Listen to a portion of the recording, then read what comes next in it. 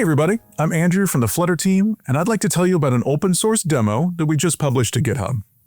It's an app that uses an agent to solve crossword puzzles. You take pictures of the grid and the clues, and Gemini works step by step to figure out the answers and fill in the crossword. Let me give you a quick tour.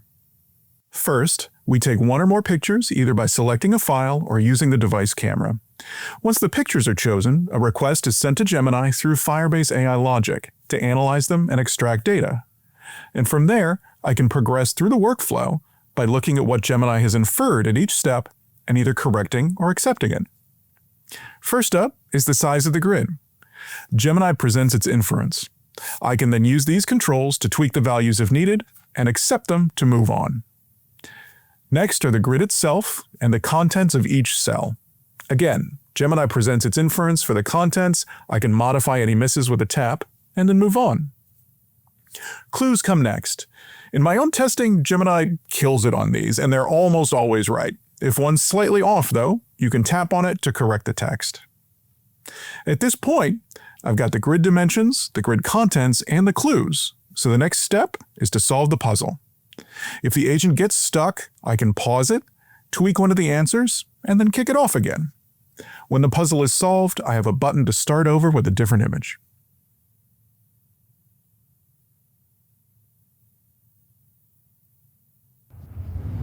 We created this app for two reasons. One, I just think it's kind of neat. I was once a 12-year-old with a dial-up modem and a CGA monitor that weighed like 80 pounds, and the idea that I can now walk around with a tiny computer that can take a picture of a crossword puzzle and solve it right in front of me is never not going to make me smile. And sometimes here on the Flutter team, we get to do things just because they're fun.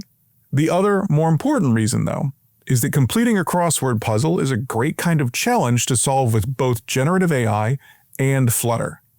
If you're watching this video, you've probably seen a ton of articles and social posts and blogs telling you that AI is magic and it's fundamentally changing how we create things. And to be fair, when applied right, it is pretty magic. I mean, 12-year-old me would have been a much better dungeon master if I'd been able to partner with Gemini to create dragons with backstories, right?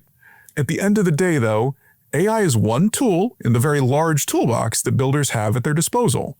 And we don't always talk about what kinds of challenges lend themselves to AI solutions, the ones most likely to pay off that effort. So if you'll indulge me a bit before heading off to check out the demo, I'm going to spend just a couple minutes talking about that. Let me start with why solving crosswords fits generative AI. First up, there is a clear, verifiable goal. If you've done a crossword puzzle, you know exactly what it means to be finished. Every square is filled, the answers to the clues make sense, and even if you're not completely sure about one of those answers, you can rely on the others to know you've done it right. It's pretty easy for me as a user and for the agent to know when the goal has been reached. Second, figuring out the answers to crossword clues is something LLM-based agents are really good at. It's literally a prompt and a response, right? So a giant statistical model of recorded human language is going to be fantastic at telling me who played bass on the Allman Brothers '83 comeback tour or which element is last on the periodic table. Plus, an agent like Gemini can access search and other tools to find answers faster than I can, right? So those are a couple reasons why generative AI fits the problem of solving crosswords. Now let's talk about Flutter.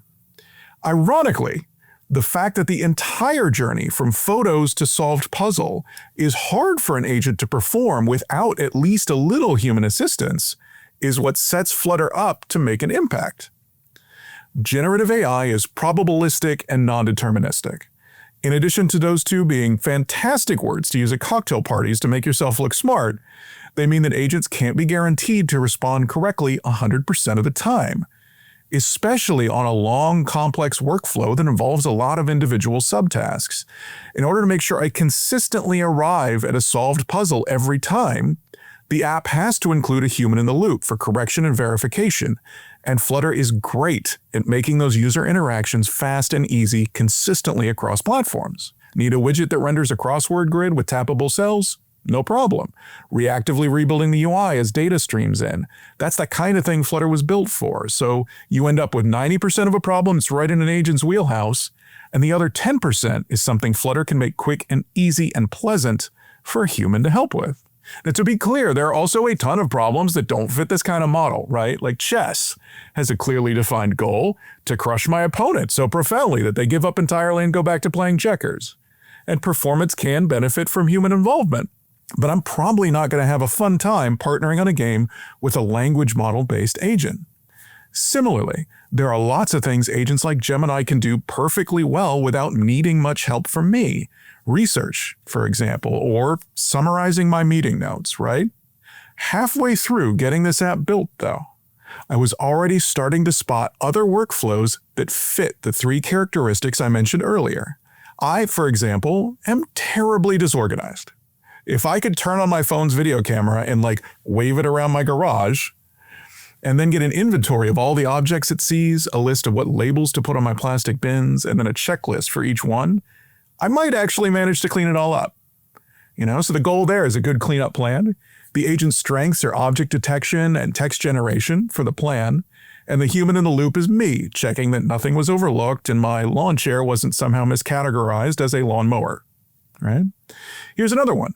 When I talk with Flutter developers at events, I always wish I took better notes so I could get that feedback where it needs to go. If I could set my phone down between me and another dev, and afterward have it show us a transcript of the conversation we can skim, then create a summary with a set of topic tags and then a pair of buttons so each of us can tap our consent to save it, I'd never have that problem again. For this one, the goal is a summary that both speakers accept. The agent's strengths are transcription, summarization, and topic inference. And the humans in the loop are the 2 people reviewing that transcript and summary and then tapping their agreement. I'd wager that as you look around, you might spot a few things that fit this mold as well. If so, give it a try. One of my favorite things about being a part of the Flutter community is that every time I get the chance to show off something that I think is kind of neat, a month later I see people posting their own projects that are twice as cool. So, if you're working on one, whether it's just an idea or something that you're ready to publish, post a comment here, let us know on social media because we love to see them. That's it for now. Check the description below for a link to the demo and let us know what you think.